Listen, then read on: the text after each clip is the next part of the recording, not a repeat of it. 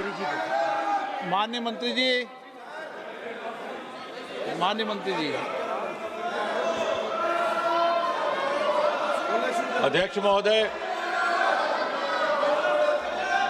इस 10 घंटे चलने वाली इस चर्चा के उपरांत मुझे उत्तर देने के लिए अवसर देने के लिए धन्यवाद। सबसे पहले तो बड़ा निराशाजनक है ये दृश्य विपक्ष को देख करके कि जब इतने महत्वपूर्ण बिल पर चर्चा हो रही है, जब इतनी संवेदनशीलता के साथ और प्रधानमंत्री मोदी जी की प्रतिबद्धता के साथ ये विधेयक लाया गया है, तो बजाय इसके कि संजीदगी से इस पर बहस की जाए, सुझाव दिए जाए, इस पर राजनीति करने का प्रयास किया जा रहा है। और मुझे हैरत है नेता प्रतिपक्ष एलओपी जी के व्यवहार पर।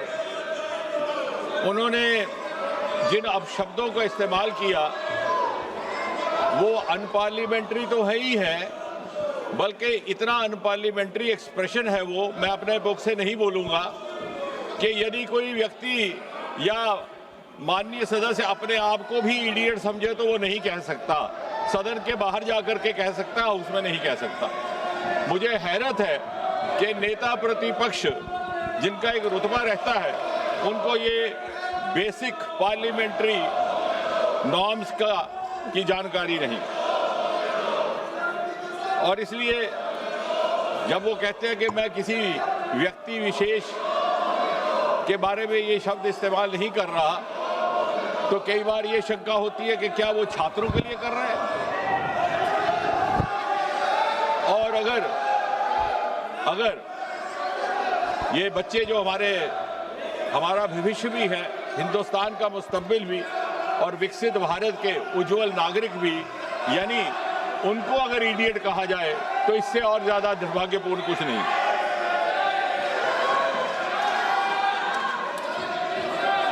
मुझे ये भी हैरानगी है कि नेता प्रतिपक्ष को सार्वजनिक जीवन और प्रशासनिक प्रणाली की जो बुनियादी बिंदु हैं उनकी जानकारी का भी अभाव है। सबसे पहली बात तो ये कि जब वो कहते हैं कि गृह मंत्री जी ने गोली चलाने का आदेश दिया और उसे ऑथेंटिकेट करने में नाकाम है, तो सबसे पहली बुनियादी बात कि कहीं भी गोली चलाने का आदेश कोई मंत्री नहीं देता, वो मैजिस्ट्रेट देता है, एसडीएम देता है, डीएम देता है। हम सब विधायक रहे हैं, सांसद रहे हैं, हमारे अनुभव में है। इसका अर्थ ये हुआ कि उन्हें सार्वजनिक जीवन का भी अनुभव में अभाव है। दूसरी बात, ये बार बार स्पष्ट किया गया कि गोली चली ही नहीं, अश्रु गैस, टीयर गैस का इस्तेमाल हुआ, लेकिन जब गोली चली ही नहीं तो आदेश देने का सवाल ही नहीं पैदा होता। और आदेश देने का अधिकार मैजिस्ट्रेट के पास रहता है, मंत्री के पास नहीं। फिर इन्होंने ये कहा कि गृह मंत्री जी के साथ 30 गाड़ियों का 30 व्हीकल्स कैवलकेड, शायद इनको गिनती करने में भी दिक्कत है। इन्होंने शायद वो कैवलकेड देखा ही नहीं कि 30 गाड़ियां कभी भी गृह मंत्री जी के साथ नहीं चलती। फिर उन्होंने ये भी कहा कि गृह मंत्री जी विदेश गए हुए थे। हम में से किसी की जानकारी में ऐसा नहीं, कहीं कोई प्रमाण नहीं, क्योंकि विदेश जाने का सवाल ही नहीं। गृह मंत्री जी कभी भी विदेश नहीं गए। तो यानी तथ्यों के बिना, सत्य के बिना गैर जिम्मेवारी से इस सदन में बात कह देना और फिर कह करके निकल जाना, यह किसी जिम्मेवार नेता और विशेषकर नेता प्रतिपक्ष का व्यवहार हो ही नहीं सकता। अब ये भी कहा गया, अब इन्होंने एक कहानी सुनाई, तो मैं भी एक कहानी सुनाना चाहता हूं। और ये कहानी है 21 जुलाई की। 21 जुलाई को नेता प्रतिपक्ष नामालूम क्या सोच करके और किस उम्मीद से जाकर के बैठ गए 7 LKM प्रधानमंत्री आवास के फाटक के बाहर। अब ना मालूम क्या था मन में। अब मेरा विभाग ऐसा है जो शोध के साथ ताल्लुक़ रखता है। जब इस पर थोड़ा सा मंथन किया तो ये संभावना लगी कि शायद बहुत ज़माने से इनको ये हसरत सता रही थी कि देश इनको प्रधानमंत्री चुने और 7 LKM में बिठाए। अब इनकी जब वो हसरत पूरी ना हुई तो निराशा और फ्रस्ट्रेशन से हताश होकर के वो प्रधानमंत्री आवास 7 LKM के दरवाजे पर जा बैठे। और फिर जब इनको बड़ी विनम्रता से समझाने का प्रयास किया गया कि ये आपको शोभा नहीं देता, तो इन्होंने कहा कि मुझे उठा लिया जाए। ना चाहते हुए भी जब पुलिस को इनसे ये निवेदन करना पड़ा कि आप हट जाइए, तो बड़े बेगैरत होकर के वहां से निकले। और जैसा कल हमारे एक माननीय सदस्य कह रहे थे, शुरू में तो ये उस आंदोलन के साथ जुड़ने में गुरेज कर रहे थे। इन्हें लगा कि आम आदमी पार्टी का आंदोलन है, लेकिन जब आंदोलन इन्हें लगा कि उठने लगा तो इन्हें जो माननीय सदस्य कल कह रहे थे, जेन ज़ी की ज़बान में MIA हो गया। MIA मतलब मिसिंग इन एक्शन, जो हमारे जेन ज़ी की भाषा है। और दूसरा, जैसा कल बताया गया कि FOMO, fear of missing from action, और इसलिए ये जाकर के वहां बैठे। और फिर जब इन्हें उठाया गया तो जो इन्होंने दृश्य वहां पे दर्शाया अपने उठाए जाने का, तो क्या वो गालिब का शेर है कि बड़े बेगैरत होकर तेरे कूचे से हम निकले, बड़े बेआबरू होकर तेरे कूचे से हम निकले, बहुत निकले मेरे अरमान लेकिन फिर भी कम निकले। यानी वो जो दबे हुए अरमान हैं 7 LKM में जाकर के बसने के और नेता बनने के, वो ना मालूम किस किस प्रकार पिछले एक सप्ताह में जाहिर हुए। मैंने 40 से 45 हमारे वक्ता रहे, सबके सुझाव भी नोट किए, बड़े ध्यान से भी सुना। उसमें कुछ एक बातें ऐसी भी आई जो मुझे लगता है कि स्पष्ट करने लायक है। यहाँ पे ये बताया गया, हमारे कांग्रेस के नेता गगन गोगोई जी ने कहा कि मासूम बच्चों पर जुल्म सितम ढाया गया। शायद उन्हें ये मालूम नहीं कि utmost restraint was exercised and it was made sure that casualties don't happen. लेकिन मुझे लगा बाद में, जैसे मैंने कहा कि जब शोध किया तो ये लगा कि अपने अनुभव से बोल रहे थे, क्योंकि सन 1969 से लेकर के 1984 तक जो असम में ऑल इंडिया स्टूडेंट यूनियन का प्रदर्शन रहा, आंदोलन रहा, वो हमारा रिकॉर्ड बताता है कि 860 innocent people, most of them students had got killed. उस समय सरकार कांग्रेस की थी। तो इन्हें लगा कि जिस तरह से हम अपने ज़माने में आंदोलन कर रहे विद्यार्थियों को कुचलने के लिए उन्हें मौत के घाट उतारते थे, शायद इन्होंने भी ऐसा किया हो। माननीय प्रियंका गांधी जी ने एक बड़ी रोचक बात की और ये सुनने लायक है। उनका कहना है कि 152 बार पेपर लीक हुआ। ये आंकड़ा कहाँ से मिला कोई प्रमाणित नहीं, कोई ऑथेंटिकेशन नहीं, लेकिन उससे भी अधिक दिलचस्प बात ये है, वो कहती हैं कि 150 papers leak, 150 times the paper leak happened which affected 750 crore children. I have verified this from the written script which was there in the parliament last night, where I wanted to actually check on myself. 150 paper leaks affecting 750 crore children, which means 7.5 billion. The entire population of the world is just about 8 billion. And you have 7 billion, 7.5 billion children in India. ना मालूम ये आंकड़ा कहाँ से आया। या तो ये मन गढ़ंत है, या तो ये इसमें शरारत है, और या फिर इसमें इग्नोरेंस है।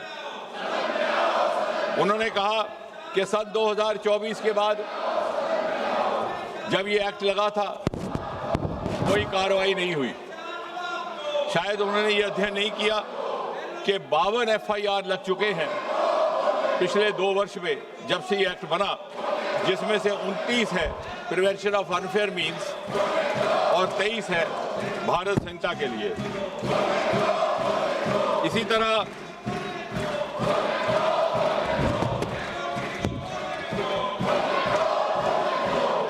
वेणुगोपाल जी ने कहा कि हमने स्कूल बंद कर दिए। शायद वो ये कहते कि हमारे हायर एजुकेशन के अवसरों में 30% बढ़ोतरी करने का ये काम इस सरकार ने किया है।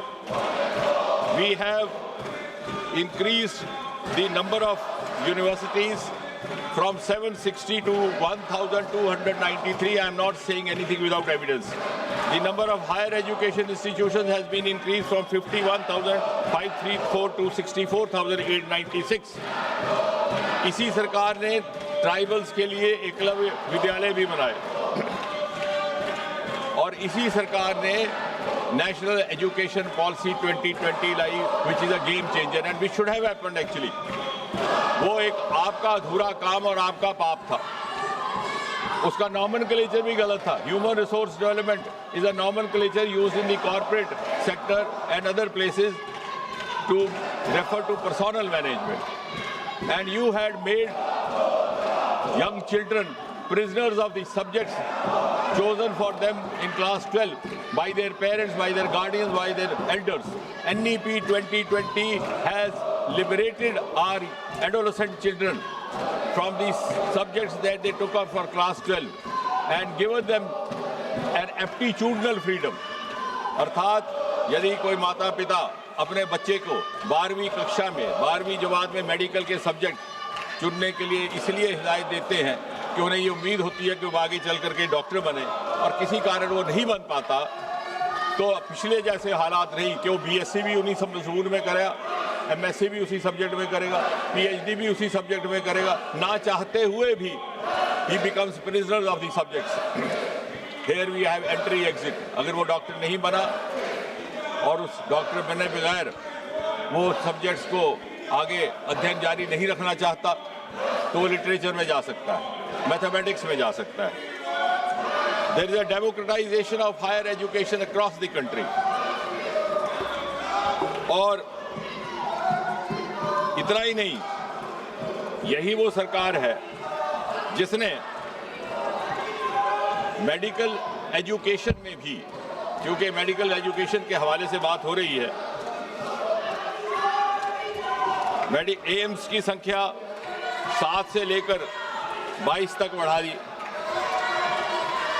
गवर्नमेंट मेडिकल कॉलेज की संख्या 387 से 844, MBBS सीट 51,300 से 1,39,000, पोस्ट ग्रेजुएशन सीट्स 31,100 से 86,300 तक। अब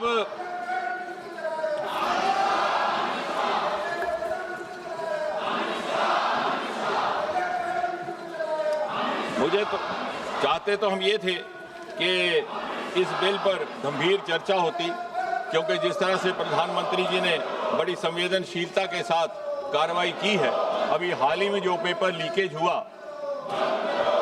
उसकी जानकारी 7 और 8 जुलाई की रात को आई, 12 तारीख को CBI को सौंप दिया गया, तुरंत 13 व्यक्ति हिरासत में ले लिए गए, साथ ही साथ लगभग 92 लोकेशंस पर रेड किया गया और 12 तारीख को ही CBI दिया।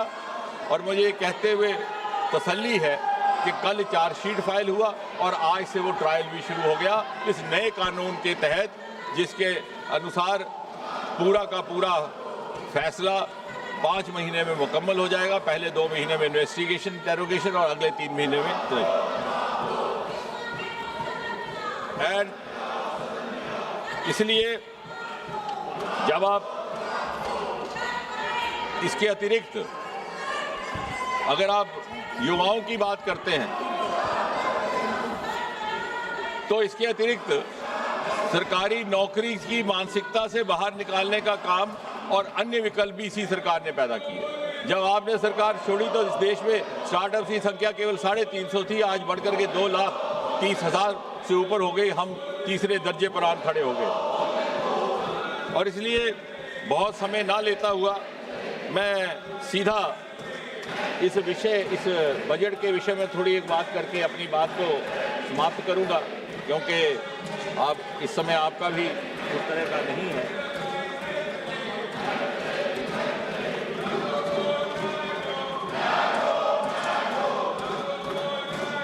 इस बिल की ये खासियत है कि the public examination prevention of unfair means amendment bill 2026, इसकी कुछ एक धाराएं मैंने कल भी व्याख्या की थी। कुछ और तफसील में अगर आज जाने का मौका है तो मैं कुछ ही क्षण लेकर के इस बात को कंक्लूड करता हूं। Public examination prevention of unfair means bill 2024 was enacted in January 24, लेकिन हाल ही के घटनाक्रम के बाद ये इस सरकार की संवेदनशीलता है and openness to accept the inputs and to learn from the experience and also to learn from the advice of the experts के लगा कि इसको और स्ट्रिंजेंट बनाया जाए। इस एक्ट के तहत जो अनअमेंडेड था उसमें भी the offence is cognizable, non bailable, non compoundable with stringent punishment. लेकिन जब महसूस हुआ कि इसे और ज़्यादा सख्त बनाने की आवश्यकता है तो इसकी कुछ एक धाराओं में संशोधन करने का काम किया गया है।